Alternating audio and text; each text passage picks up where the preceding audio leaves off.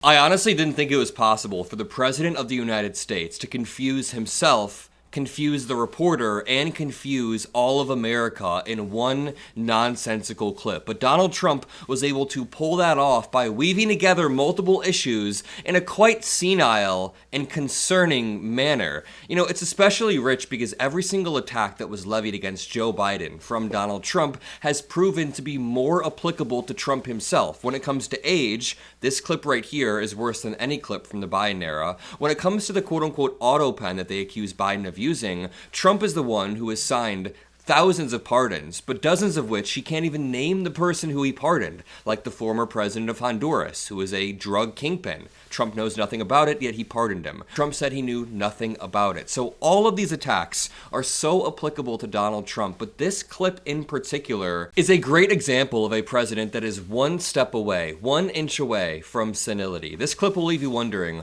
what do Alex Preddy, drug dealers, and water have in common?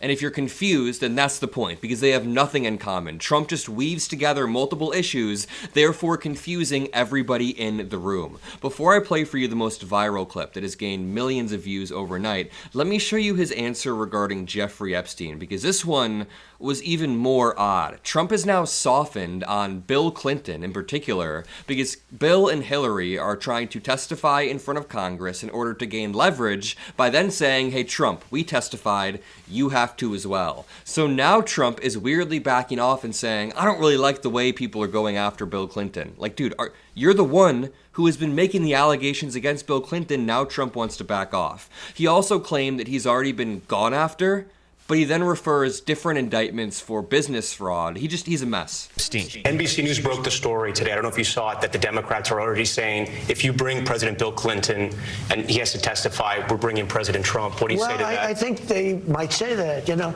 but they've already brought me. See, I've been brought. They had me indicted many times. Many times. And the president had some surprising thoughts about former President Bill Clinton. It bothers me that somebody's going after Bill Clinton. See, I like Bill Clinton. I still like Bill Clinton. What do you like about him? I liked his behavior toward me. It bothers him that somebody's going after Clinton. It's the Republicans in Congress who have been trying to subpoena Clinton. And Democrats joined because they realized it's actually a really smart leverage play. If the Clintons agree to this, then Trump has no out. He has no choice but to do the same thing. And Trump realizes he's cornered. I thought he got me. He understood me. You know, he was the one that said very famously that you don't want to run against Trump when there were 18 people. It was 18 people, including me, total.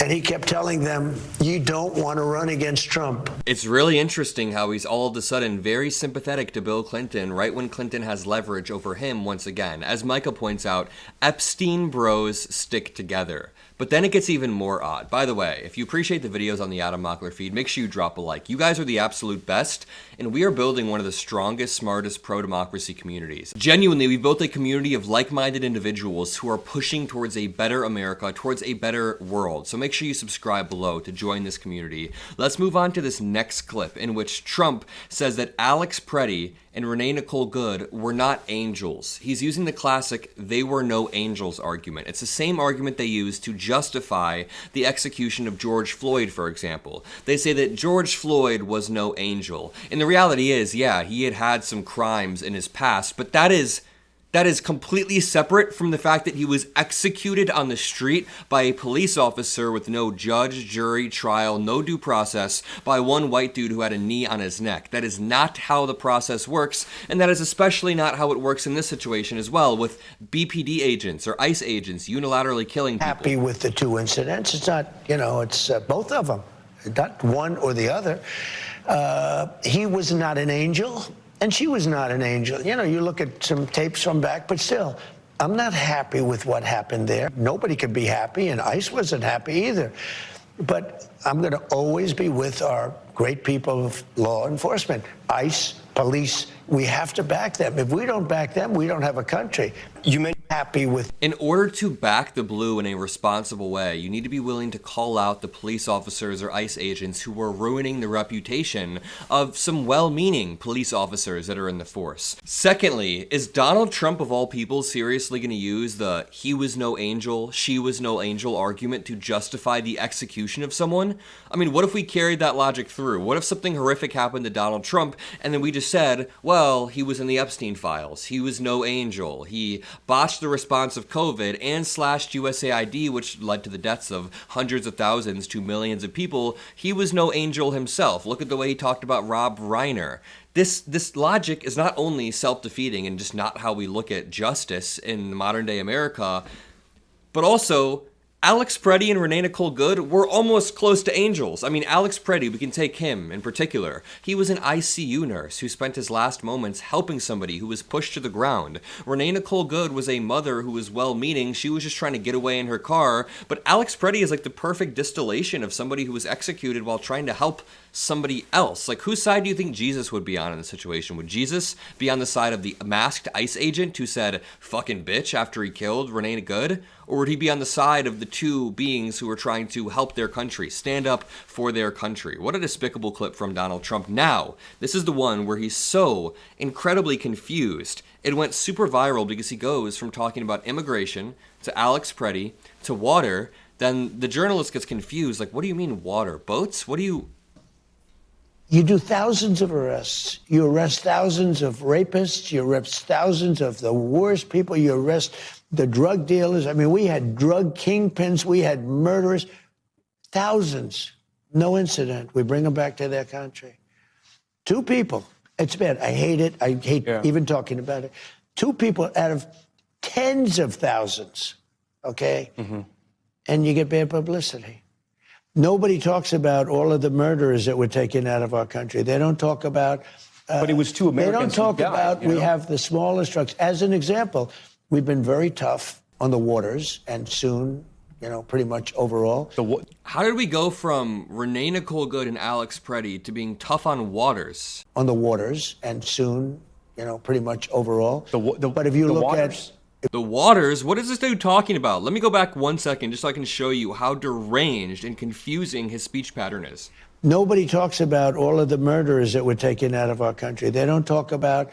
but it was two Americans. They don't talk about, we have the smallest trucks. As an example, we've been very tough on the waters, and soon, pretty much overall. But if you look at the waters where we knock out boats, each boat that we knock out, we save 25,000 American lives. Oh, if you look at the boats in the waters. No, the thing is, even if you carry Trump's logic to its natural extension, if each boat in the water that we blew up saved 25,000 lives, him pardoning Juan Orlando Hernandez, the former Honduran president, therefore cost 6 million U.S. lives if you do the conversions, because that man, the former president of Honduras, allowed a bunch of tons. It was like 500 tons of cocaine into the United States. From there, it gets worse. Trump talks about how his FBI is trying to grab voter data from Georgia. Georgia is a state that he claims he won in 2020, but over 60 different courts shot down every single claim of voter fraud that Trump and his team pushed forward. And this is when he was the president. He was the president of the United States taking these cases, and Republican judges were saying, dude, there's no evidence of voter fraud here whatsoever. So now he's still trying to relitigate the 2020 election, and he's having Tulsi Gabbard, his director of national intelligence, who is quite literally a Russian stooge, go look at the evidence, grab voter data, and then report back to him. Take a look at his answer. Speaking of counties, what is happening in Fulton County? I'm not doing anything, but the FBI went in because it's been under I guess, review for years. The cheating that took place in Fulton County and in that particular nobody knows state. What's in the warrant. What you're going to find out. Look, why would anybody be upset that they went in and they got the ballots, I guess, right? Again, they did this. That's been under review and under investigation for 4 years. And now they got a court order. They got a court order signed by nobody knows what a respected but liberal judge, signed a court order allowing them to go in and pick them up.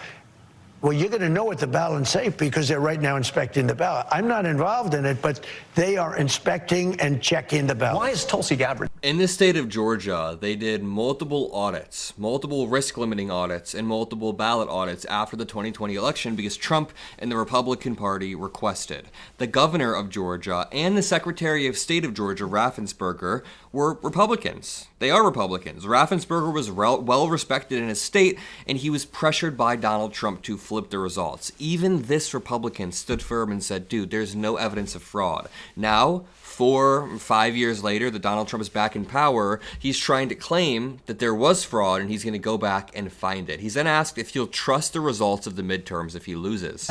Will you trust the results of the midterms if Republicans lose control of Congress? I will, but if the elections are honest. Look, I want the last one that wants to complain. I just had a great election. Okay, that was the funniest thing. That may have been the most senile thing I've ever heard Trump say. He says he'll only trust the results if he thinks it's a fair election. Then he said he's the last person to complain about election results. You're joking here. I'm going to leave it there. If you appreciate these videos, drop a like, subscribe. I'll see you on the next one. Peace out.